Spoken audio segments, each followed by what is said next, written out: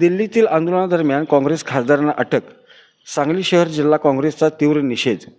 केंद्रीय शिक्षण मंत्री धर्मेंद्र प्रधान यांच्या राजीनाम्याच्या मागणीसाठी तसेच दिल्लीतील जंतर मंतर येथे विद्यार्थ्यांच्या आंदोलनावर झालेल्या कथित लाठीमाराच्या निषेधार्थ पंतप्रधान नरेंद्र मोदी यांच्या निवासस्थानासमोर काँग्रेसच्या खासदारांनी धरणे आंदोलन केले. या आंदोलनादरम्यान काँग्रेसच्या राष्ट्रीय नेत्या खासदार प्रियंका गांधी आणि सांगलीचे खासदार विशाल पाटील यांच्यासह अनेक काँग्रेस खासदारांना दिल्ली पोलिसांनी ताब्यात घेतल्याची माहिती आहे. या घटनेचा सांगली जिल्हा शहर काँग्रेस कमिटीच्या वतीने तीव्र शब्दात निषेध व्यक्त करण्यात आला आहे.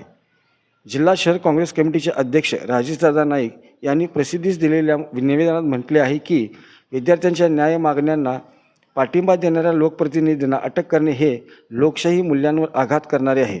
विद्यार्थ्यांवर झालेल्या कथित लाठीमाराची निष्पक्ष चौकशी करून दोषींवर कारवाई करण्यात यावी आणि केंद्रीय शिक्षण मंत्री धर्मेंद्र प्रधान यांनी नैतिक जबाबदारी स्वीकारून तात्काळ राजीनामा द्यावा अशी मागणी त्यांनी केली. तसेच लोकशाही मार्गाने आंदोलन करणाऱ्या खासदारांना अटक करून त्यांचा आवाज दडपण्याचा प्रयत्न करण्यात येत असल्याचा आरोपही त्यांनी केला. लोकशाहीत शांततापूर्ण आंदोलन करणे हा प्रत्येक नागरिकाचा आणि लोकप्रतिनिधींचा घटनात्मक अधिकार असून अशा प्रकारच्या कारवाईचा काँग्रेस पक्ष तीव्र निषेध करत असल्याचे राजेशदादा नाईक यांनी स्पष्ट केले.